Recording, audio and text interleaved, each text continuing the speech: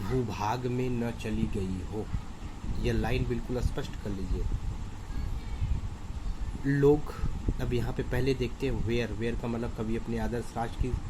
कामना करते हुए कह रहे हैं कि where the clear stream of reason, यानी लोग क्या हो, पहले रीजनेबल, फुल ऑफ रीजन, लोग तर्कपूर्ण हो, और उनका तर्क कैसा हो, क्लियर स्ट्रीम, यानी बिल्कुल स्पष्ट हो, क्रिस्टल हो। लोग तर्कशील हों और तर्क उनके बिल्कुल कैसे हों, स्पष्ट हों। ऐसे तर्कशील लोग हों, यानी आदर्श राष्ट्र के लोग बिल्कुल तर्कशील हों, और ऐसे लोग हैज नॉट लास्ट, जकड़े न हो, भटक कर न गए हों, और वो भी किसमें, dreary desert sand of dead habit, यानी प्राचीन मान्यता। प्राचीन मान्यता का मतलब ऐसी मान्यता जिसमें न कोई लॉजिक हो, जिसका न कोई जो है व्यक्ति के विकास से संबंध हो, जिसका कोई औचित्य न हो, जैसे कि बाल विवाह, ठीक, चाइल्ड मैरिज, डावरी सिस्टम, सती प्रथा। तो ये सब ऐसे जो है क्या बोलते हैं, विधवा विवाह, ठीक है, विधवा विवाह निषेध जो है, ये सब ऐसी प्रथाएं रही हैं कि जिनका समाज में कोई आधार नहीं रहा है। ऐसी प्रथाओं की बात कर रहे हैं कवि कि लोग जो हैं प्राचीन मान्यताओं की, प्राचीन परंपराओं में लोग जो है जकड़े न हो, अर्थात लोग स्पष्टवादी हों, तर्कशील हों, और उनके जो तर्क हों बिल्कुल स्पष्ट हों, और वे जो हैं बिल्कुल प्राचीन मान्यताओं से जकड़े न हो। प्राचीन मान्यताओं से जकड़ने का मतलब कह रहे क्या कि लोगों की स्पष्ट जलधारा पुरानी आदतों में न खोई हो, भटक कर न गई हो, अर्थात पुरानी रीति रिवाजों के दास न हो, बल्कि वे अपने तर्क का अनुसरण करते हुए, तर्क के माध्यम से वे उन विचारों को अपनाए जो उनके विकास के लिए क्या हो, उनके विकास के लिए उपयोगी हो, और लोक कल्याणकारी भावना से बिल्कुल क्या हो, भरी हो। है ना समझ में? तो where the clear stream of reason has not lost its way into dreary deserts and of dead habit, जहाँ पर लोगों के तर्क की स्पष्ट धारा अपने राह से भटक करके उन भयानक रेगिस्तानी भूभागों वाली प्राचीन मान्यताओं की ओर न गई हो। अर्थात लोग जो हैं प्राचीन मान्यताओं को, प्राचीन परंपराओं को, रीति रिवाजों का अंधा अनुकरण करने वाले न हो, बल्कि अपने तर्क के माध्यम से उन्हीं प्राचीन मान्यताओं का अनुसरण करते हों जो उनके लिए लाभकारी हो और उनके लिए लोक कल्याणकारी। अब where the mind is led forward by thee, कह रहे हैं क्या कि लेट फॉरवर्ड बाई दी,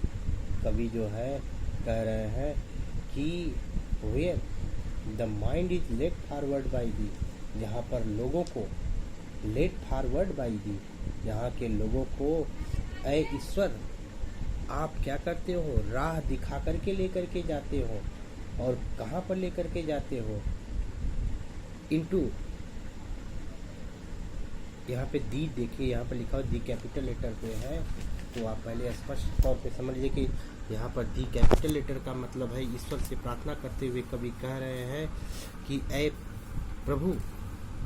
जहाँ पर लोगों को लेट फॉरवर्ड बाई दी, मैं प्रभु से प्रार्थना करता हूँ कि लेट फॉरवर्ड बाई दी, जहाँ पर लोग आप लोगों को क्या करे, राह दिखाए, और वो भी किसमें लेकर के, राह दिखा करके कहाँ लेकर के जाए, एवर वाइडनिंग थॉट्स, सत्कर्मों की ओर, एंड सद्विचारों की ओर, एंड एक्शन, सत्कर्मों की ओर। तो कह रहे हैं क्या कि जहाँ पर लोगों को प्रभु आप क्या करते हो, निर्देशित करके उन्हें सद्विचारों और सत्कर्मों की ओर लेकर के जाते हो, इनटू दैट हेवन, आप उनके सत्कर्मों और सद्विचारों से वे क्या करें, into that heaven of freedom, ऐसे स्वर्ग की, ऐसे स्वतंत्रता के स्वर्ग में लोगों को आप राह दिखाते हो, अर्थात ऐ प्रभु आप लोगों के विचार को सद्विचारों में परिवर्तित करते हो, लोगों के कार्यों को सत्कर्मों की ओर निर्देशित करके उन्हें कहाँ पर लेकर के जाते हैं, into that heaven of freedom, स्वतंत्रता के स्वर्ग में लेकर के जाते हो। माई फादर, ऐ प्रभु मैं आपसे प्रार्थना करता हूँ, मैं आपसे प्रार्थना कर रहा हूँ कि let my country awake, let my country awake, मेरे राष्ट्र के लोगों को क्या कर दीजिए, जागरूक कर दीजिए, मेरे राष्ट्र के लोगों को क्या कीजिए, मेरे राष्ट्र के लोगों को अवेक, जगा दे, यानी वर्षों से शताब्दियों से चली आ रही सुप्तावस्था से उन्हें जागृत करते। कह रहे हैं क्या कि वेयर, कभी जो है कंक्लूडिंग स्टेंजा में कह रहे हैं क्या कि वेयर, जहाँ पर लोगों को क्या करें, जहाँ पर लोगों को led forward by thee into ever widening thoughts and action, जहाँ पर लोगों को आप सत्कर्मों और सद्विचारों की ओर निर्देशित करते हो। Where the mind is led forward by thee into that heaven of freedom, जहाँ पर लोग अपने सद्विचारों और सत्कर्मों के माध्यम से अपनी आज़ादी के स्वर्ग में लोग चले जाते हो, अर्थात लोग अपनी आज़ादी को पाने के लिए बिल्कुल प्रयासरत हो जाते हो। ऐसे